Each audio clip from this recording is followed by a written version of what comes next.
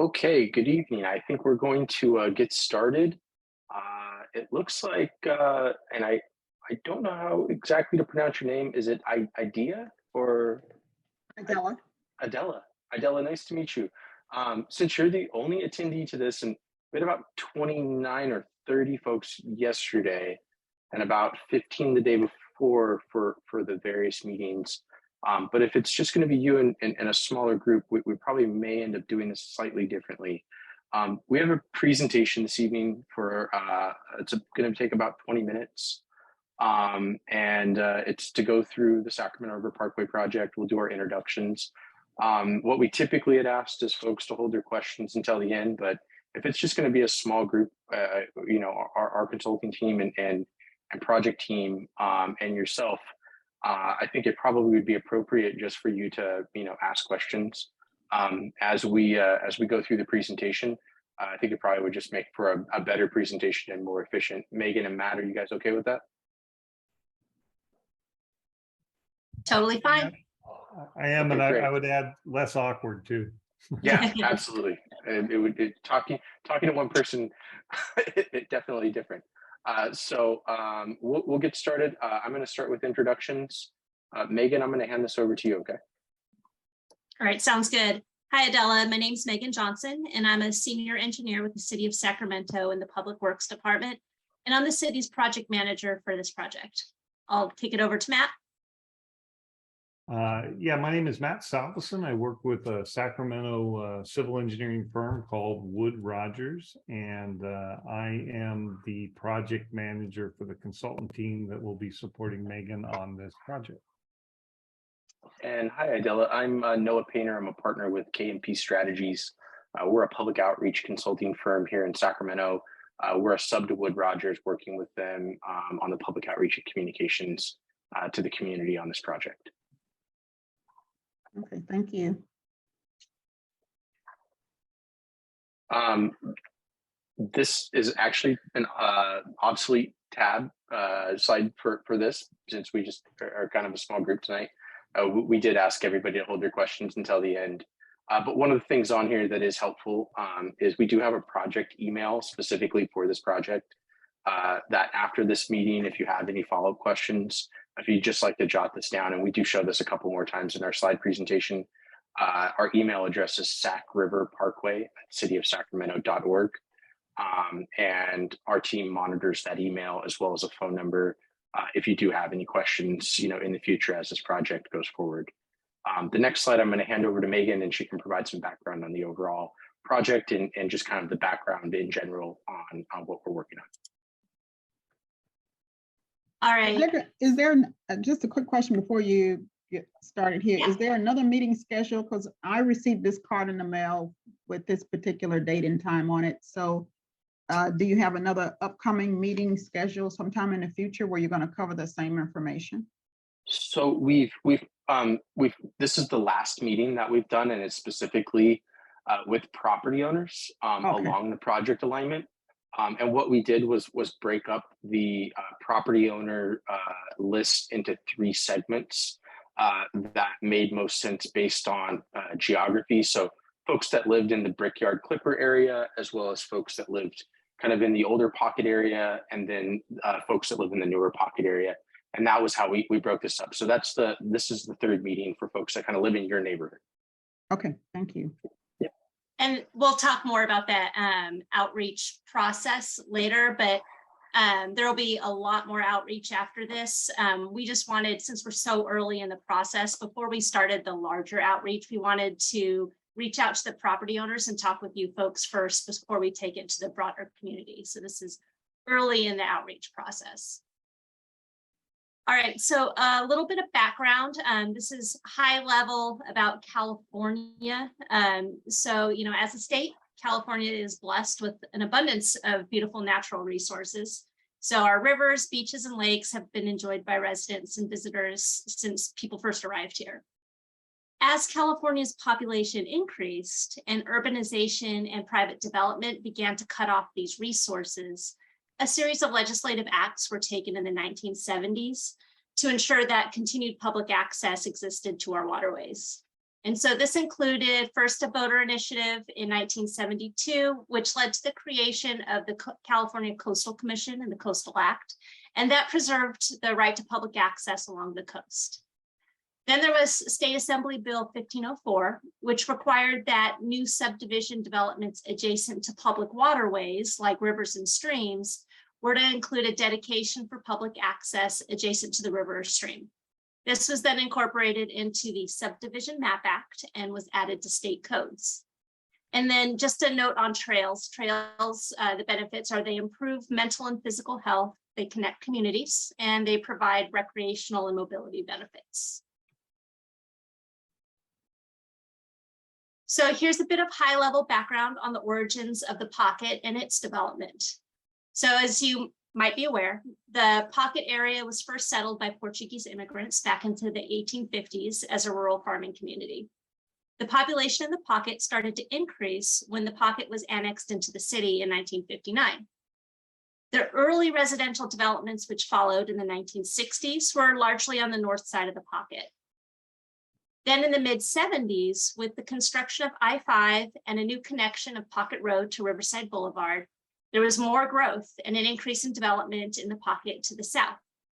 And so as previously mentioned, the Subdivision Map Act went into effect around that same time, which required developers in these new developments to dedicate public access easements next to the river as part of their approvals for their tentative maps for the subdivisions. So that was an overview of the development of the pocket. And this is an overview of the development of the Sacramento River Parkway Trail Project. So back in the 1970s, as new subdivision developments were including dedications adjacent to the river for public access, the Sacramento River Parkway Master Plan established an official vision for a recreational trail that would connect Freeport in the south all the way up to the confluence with the American River near downtown. As the pocket continued growing to the south following the construction of I-5, the Sacramento River Parkway Trail was then added into the Pocket Area Community Plan in 1979. And then not a lot happened for a while until 1997, when an update of the plan accounted for the changing land uses that had occurred since 1975, and it confirmed the vision for the levee top trail along the river.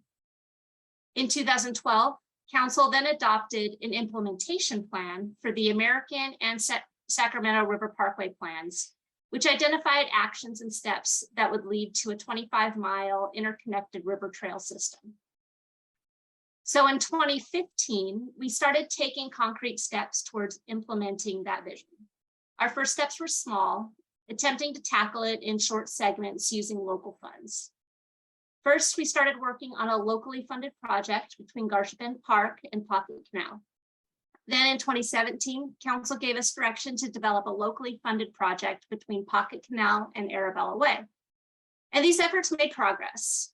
However, as federal and state grant programs have begun to prioritize significant amounts of funding for bike and pedestrian trails, we saw an opportunity to leverage our local funds to bring in more federal and state funds, and that allows us to stretch our local funds a lot farther. In 2021, we were awarded the federal funds for the environmental clearance and preliminary engineering to do the full stretch in the pocket, and so we kicked off that effort earlier this year.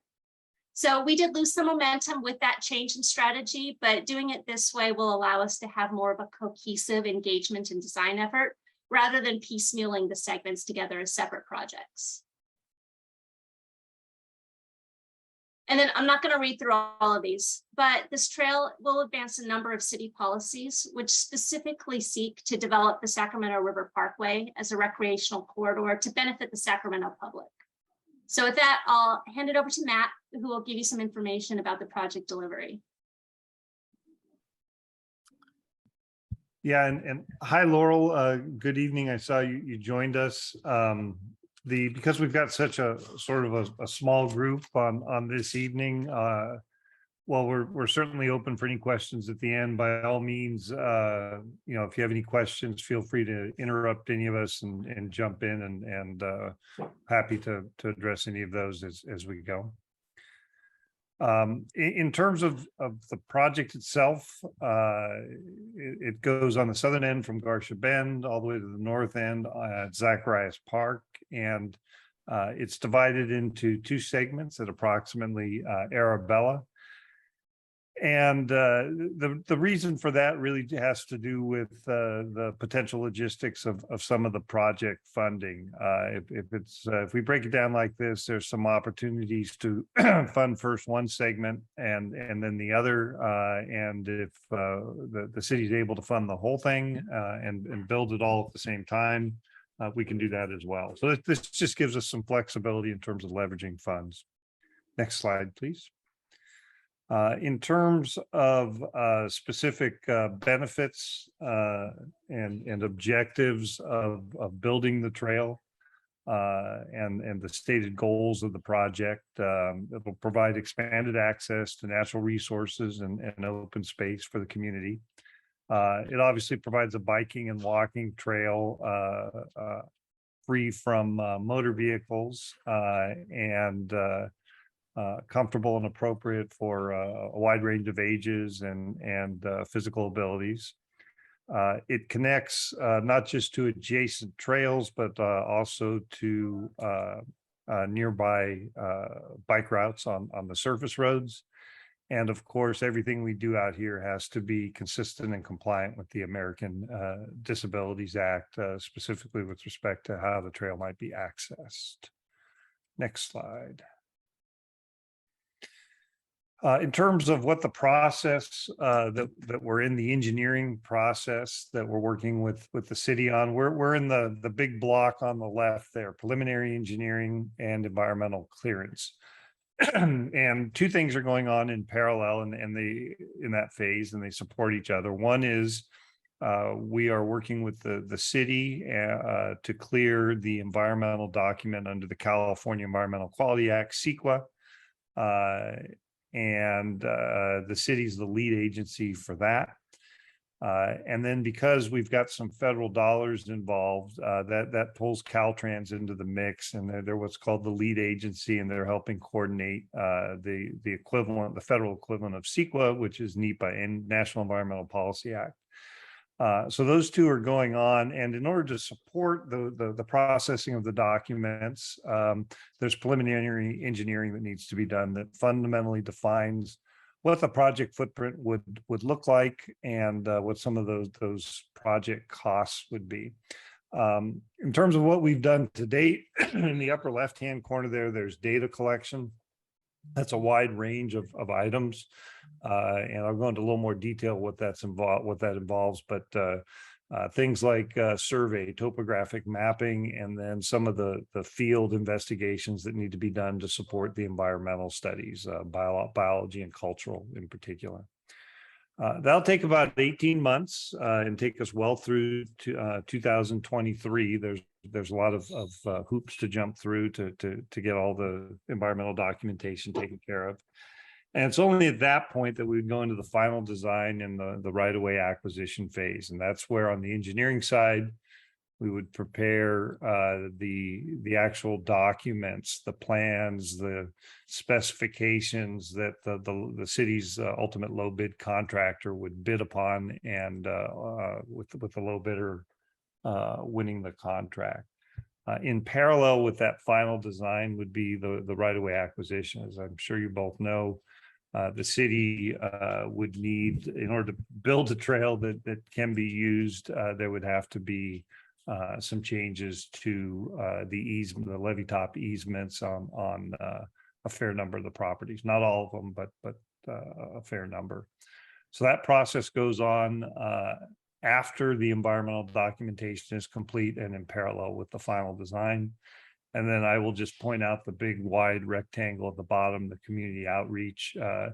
This is for this phase of the project. This week is the first public meeting, but you'll see community outreach and communication going on between the city and all of the residents in the pocket area throughout that entire process. And we're not getting into exactly what might happen during the construction phase here, but the outreach would continue through that as well. I mentioned data collection. This is just what we've been what's been occupying much of our time so far. We've done aerial mapping with an airplane, and we've had technical specialists, biologists, archaeologists associated with the cultural resources out at various points along the job site. To date, we've been able to do all that while avoiding the need to get on any private property, and we definitely will minimize or perhaps entirely avoid having to do that through the rest of the preliminary engineering phase here. I'll note the box down at the bottom. We recognize this is a sensitive project, and city staff will always request permission to enter if we need to access any private property as part of that data collection, or if there's additional specialized field surveying at a location, for example. Again, we're trying to minimize that, and so far we've been able to entirely avoid that.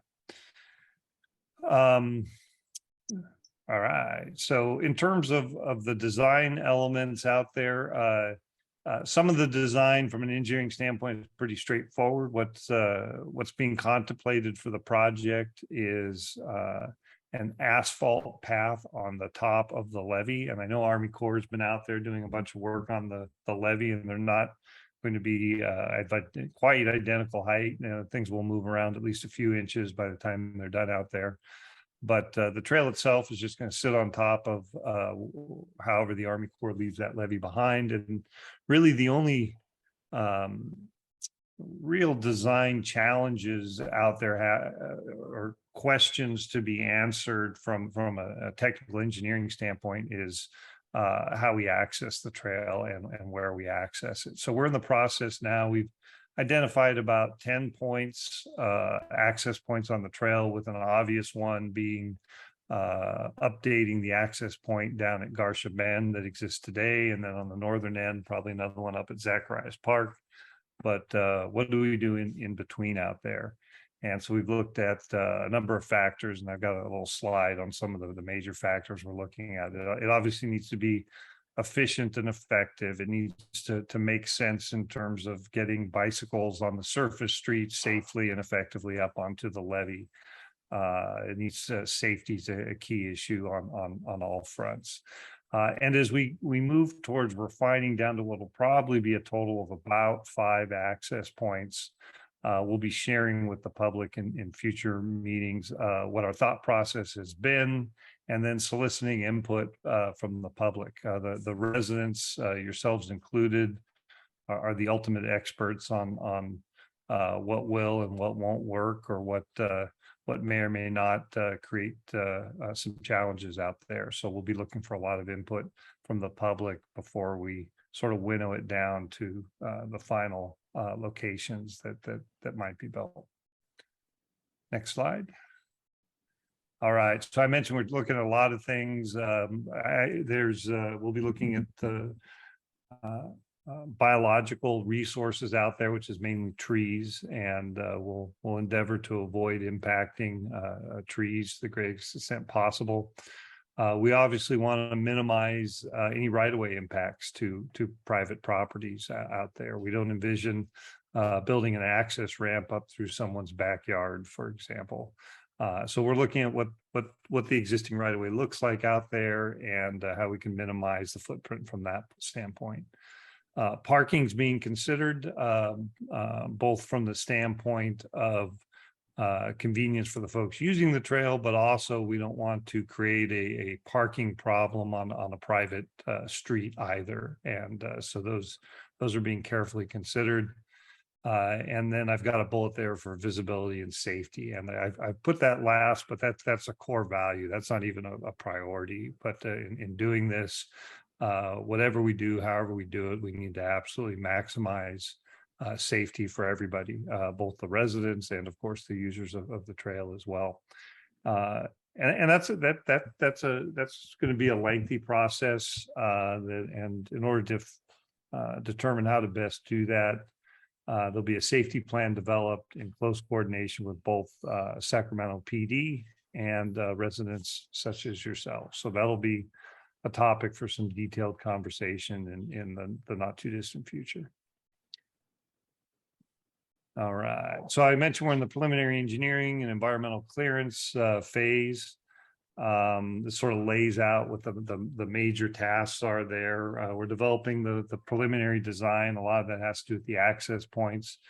Working on some of the environmental, what we call technical studies, and the big two ones out there I've mentioned.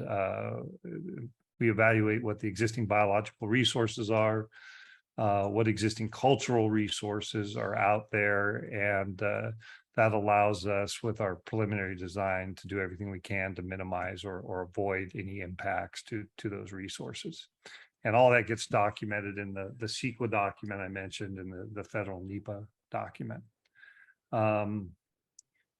So we're looking at those constraints. We've spent some time already identifying what the existing right-of-way looks like out there, but not just what the existing parcel lines are, but what the easements are and are not on record at the moment. And again, with the ultimate delivery being the CEQA, the state environmental document, and NEPA, the federal environmental document. Timeline, I mentioned the phase we're in now, clearing that environmental document is approximately 18 months, which will take us well through 2023. And then that final design phase, we would anticipate approximately 18 months. There's a lot of things that might accelerate that a little bit or drag it out. We're having to coordinate with a lot of different agencies, as I'm sure you know what's involved with building anything on or near a levee, and so there's some little bit of uncertainty on the durations there. Emphasize again throughout all the phases, the city will continue to engage in extensive community outreach and keep the lines of communication open. The safety plan will be part of that communication, both with the residents and SAC PD. And then the final bullet point is important as well, I think, as local taxpayers. And that is the city has already secured some federal dollars, but the goal here is over that the next few years, as we get all the way through the project delivery, is to look for funding opportunities where they can leverage local dollars to get even more federal and state funding. So the city staff's goal here is to provide the maximum possible benefit to the pocket community while spending the least amount of local city funds on that. All right, Noah. Thank you, Matt. One of the most important aspects of this project is the community outreach. We want to hear from you, and most importantly, we want to listen. Really, we want to listen to what's most important. This is going to help us inform the design of the project. We've developed a comprehensive outreach plan that includes a project webpage. That's here, www.SacRiverParkway.org. That project webpage will be used to provide project information updates. So please do feel free to check it out. We'll be updating that webpage regularly. We've created a dedicated project hotline and email, which will be shown on the next slide.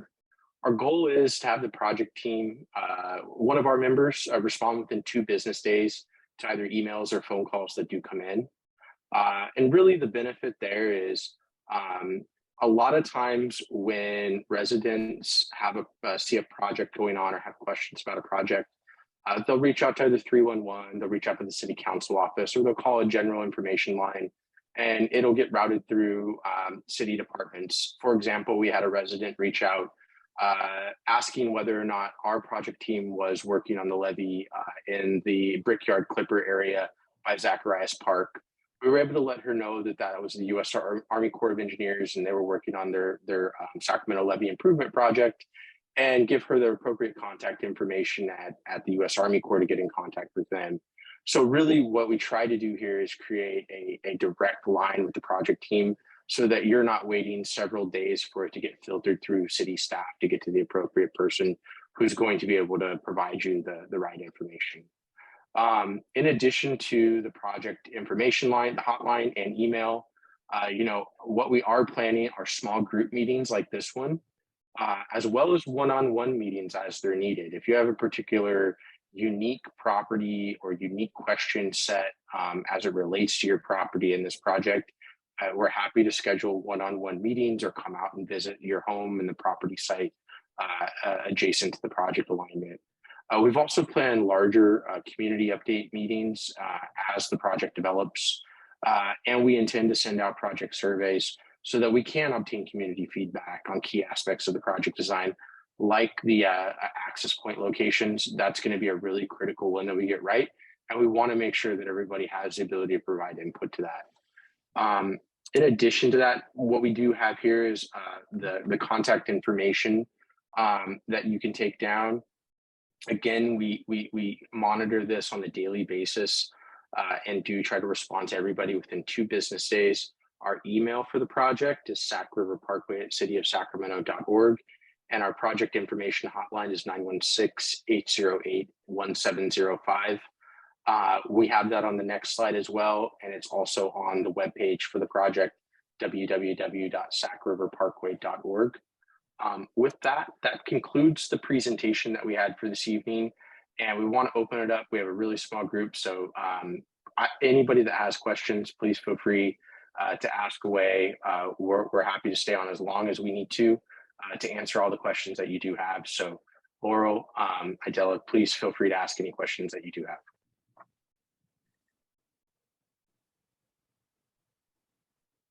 Hi, Laurel. Hi, great. Thank you.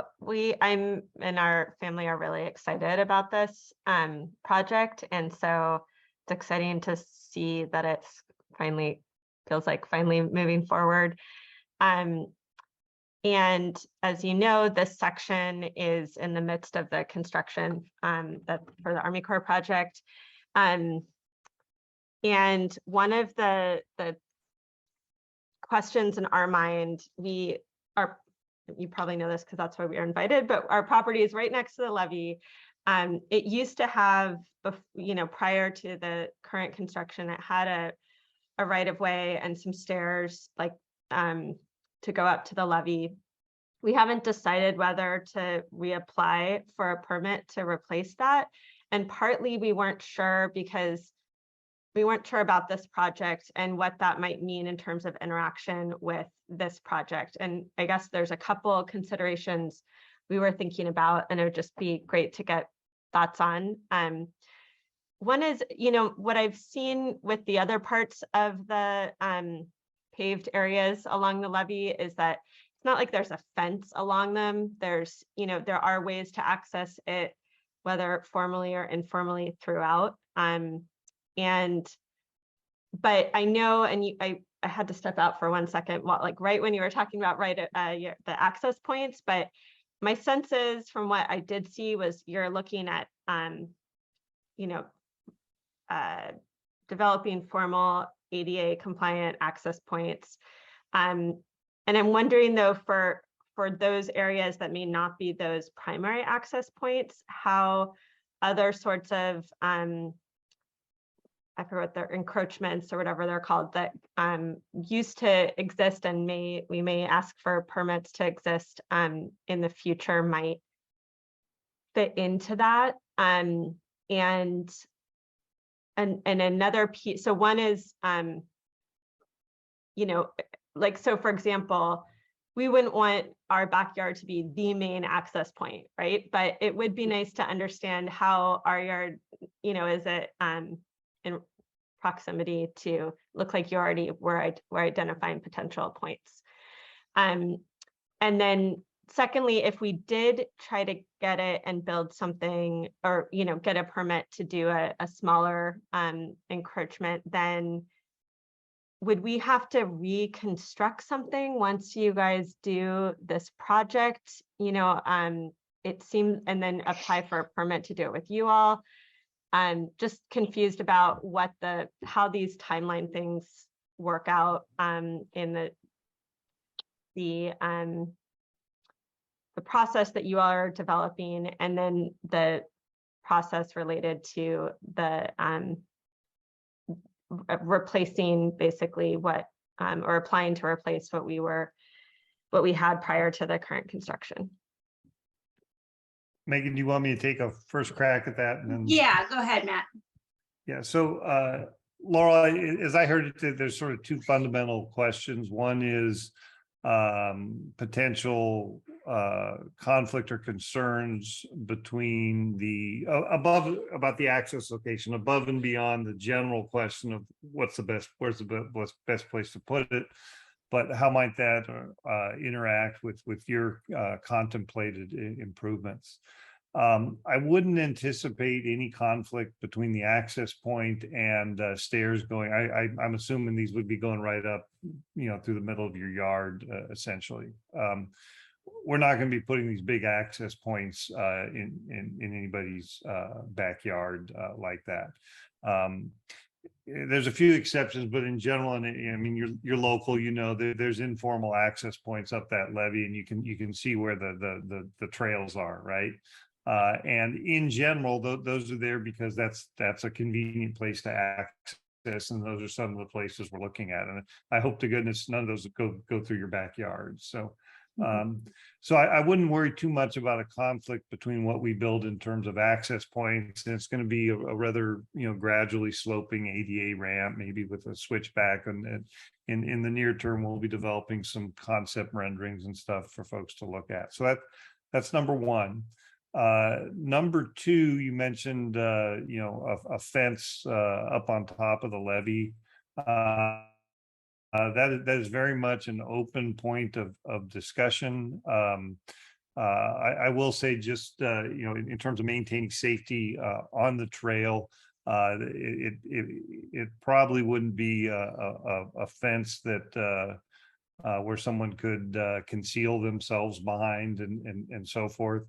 But it's very much an open question as to what a fence would look like up there. So I could contemplate a potential small minor conflict between stairs you build and the concept of a fence in the future. But keep in mind, we're if you remember our timeline, we're at least 3 years out before we could have something ready for construction. That assumes all the funding's lined up and ready. Hopefully your stairs would be permitted and in place in advance of that, and those potential conflicts would get worked out during the right-of-way discussions when we're in that final design phase.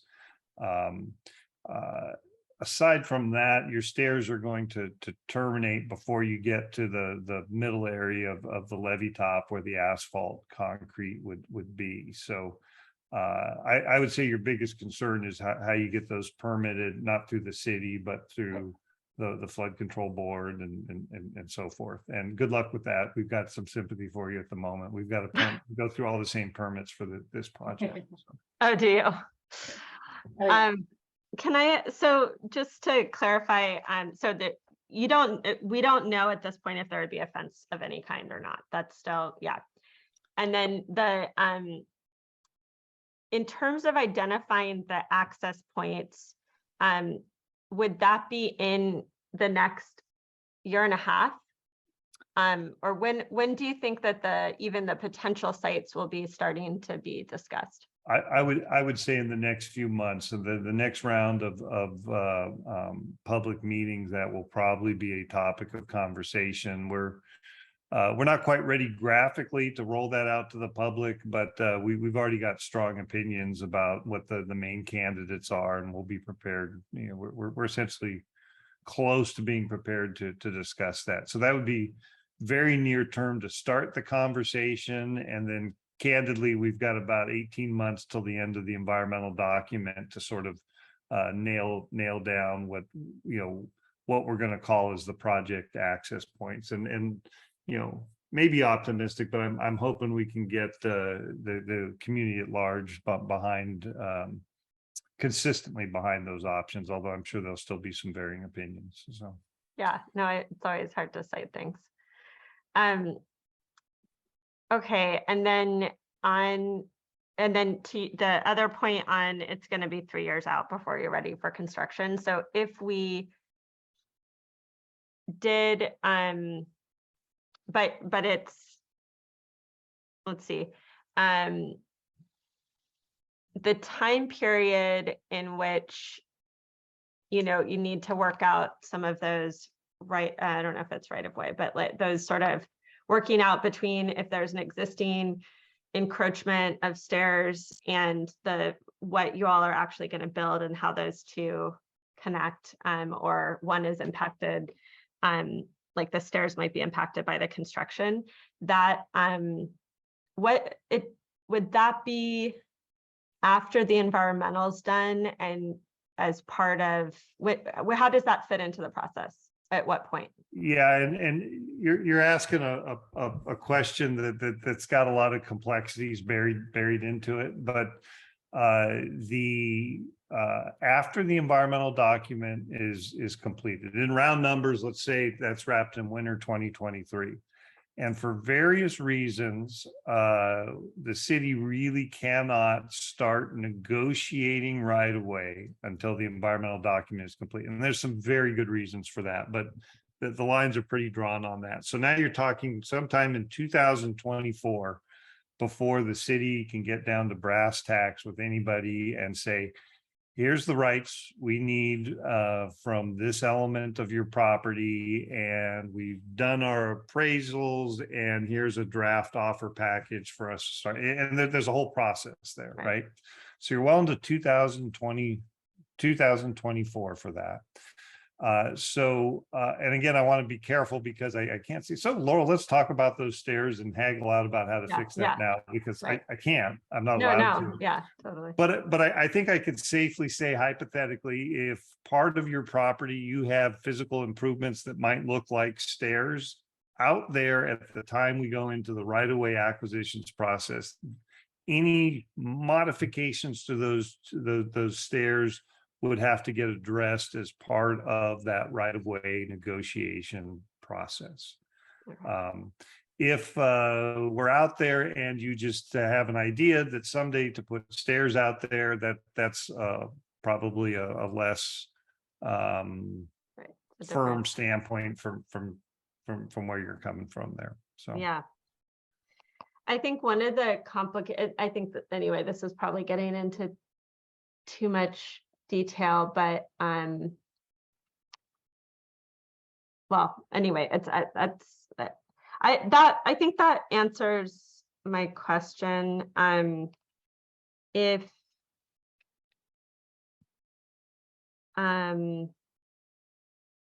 So the idea with the access points is to have it, you know, ADA, but also it means you can ride your bike up them, right? That's kind of the point. That's correct. And not at 30 miles an hour. You know, they'll if you look at the slope of the levees out there, and we've got to have a pretty gradual grade, they'll have to sort of come up the side and then go back up the side and so forth. But yeah, both bikes and pedestrians would be able to use those access points. Laurel, one of the things that we're looking at with those access points and the connections with bikes is we're also looking at the locations of other trails and bike lanes that connect out to the street system to find the access points that provide, you know, good connectivity between those other bike facilities as well as the trail. Yeah. And Laurel, if you're familiar, and not to say that this is the design idea, but what they've done at Garcia Bend to create the ADA ramp that goes up by the boat ramp, that's similar. Yeah. Are there other or let's see, for what they do at Garcia Bend all the way to the Freeport, whatever it's called, intake? What is that, the intake, the water intake down by Freeport? Yeah. So what we've done for that stretch is the idea for it to be similar to that. I mean, you can't say exactly what it's going to be because I know it's not, but the idea is for it to be kind of an extension of that. Or would you, Matt, is this supposed to be a different kind of parkway feel? It'll be very similar. So we'll just basically have a contiguous bike facility that connects, or bike and pedestrian facility that connects with that trail. And we're just going to extend it up. And there's a grand vision someday for it to go all the way up and connect into the American River Trail system. Yeah. Yes. Okay. Hey, Laurel, can I ask you a question? have I been mispronouncing Garcia Bend? I've heard it pronounced Garcia and then the Portuguese Garcia. Do you have any idea what the correct one is? I don't know. We've always call it Garcia, but I think, you know, we're relatively newcomers, so maybe the old timers call it Garcia. I don't know. I've heard it both ways, and now I'm afraid to say either one. You know that park right about there? Yeah, we'll just, yeah. You can just say both. Okay, and then so it sounds like at some point in the next few months, there'll be meetings about potential access points, and so we can give feedback or suggest ones then. And no, I mean, I know you laid out there'll be lots of public meetings on it. But but I think that would be the next thing I'd be, you know, want to make sure we're on the mailing list for notices on. I'm sure we are. And then just, I guess the only other thing, just because we just went through this with the Army Corps project, is if the CEQA document is where they, which is what, you know, is going to be going on for the next 18 months, is that where, you know, there would be mitigation to things like dust and, you know, localized impacts. I know that they dealt, you know, I think have been doing a good job, and remember having them have a lot of outreach around what that construction project with, you know, landowners immediately next to it. So just interested in kind of where that fits again in this process.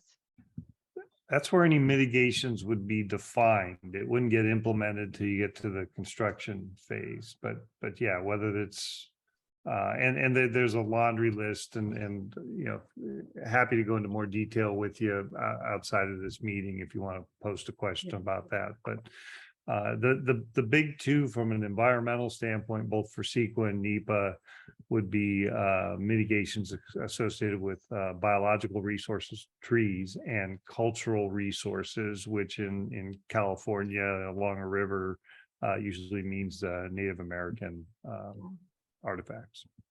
And then when it comes to construction impacts, you know, typical mitigations, especially when you're so close to homes, will, you know, put requirements for the amount of noise that's generated and what hours of work there are and the dust generation and things like that. And that will all be laid out in the CEQA document? Yes. It will. And Laurel, as you've probably noticed, you know, the same types of things, at least the stuff that's working well, that Army Corps is doing now, you'd see in any project out there. There's a pretty standard description of what we call best management practices for noise mitigations and so forth. There would temporary noise mitigations associated with construction, dust control, that type of thing. Great. Okay. Great. Thanks, Laurel. Questions? Any other questions? Not for me. Laurel, I'll just add, you see that email down there, as wild as it may sound, if you're getting through the permitting process with the stairs, have any concerns relative to how that will or will not impact this project, feel free to shoot a question out there. Great. We pay no by the question. No, I'm just kidding. Yeah, that's great. I have that. This is Idella. Well, for me and my household, I guess we're just I'm just kind of thankful I'm still working. So just the early morning calls of the construction work has kind of not been so bad on me, but my grandkids who are home from school and who are awakened at 7 a.m. in the morning are not as happy. But overall, I'm happy for the project. I think it's going to be good for this area.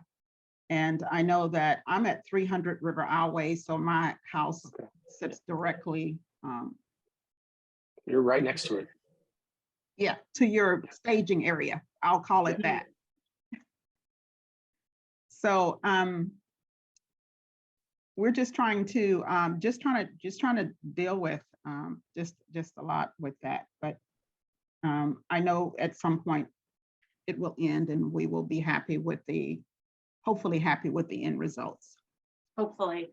And the good news is I would anticipate that the construction of our trail and the access points should hopefully be a lot less impactful than the levee work is. Yes.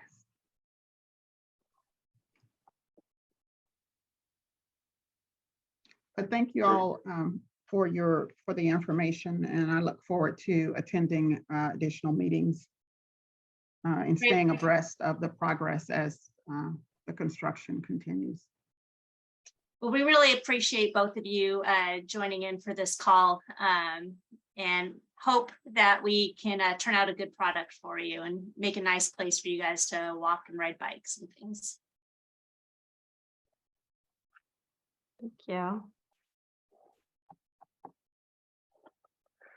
Noah, any closing words you want to have? Anything else? Yeah, no, I think, I want to thank both of you for taking the time. This was the third of 3 meetings that we did with property owners along the project alignment. And I'm really happy that you were able to attend and we were able to have kind of a free-flowing conversation and answer as many questions that you do have. If either of you do have any follow-up questions, any concerns, if there's something that's going on up there that you have a question about, whether it's the Sacramento River Parkway Project or it's the U.S. Army Corps of Engineers doing their levee improvement program, reach out to us. If you don't know who to reach out to at the U.S. Army Corps, we've been coordinating with them. We have contact information for folks who can help there as well. So please do feel free to reach out either via email or give us a call. You're either going to talk to me or Emma, who's our project manager on the team for our public outreach folks. So again, thank you for joining us this evening. We're going to give you back about 10 minutes of your life based on what we scheduled, and hope you have a wonderful evening, and thank you again. Okay, thank you. Great. Thanks, everyone.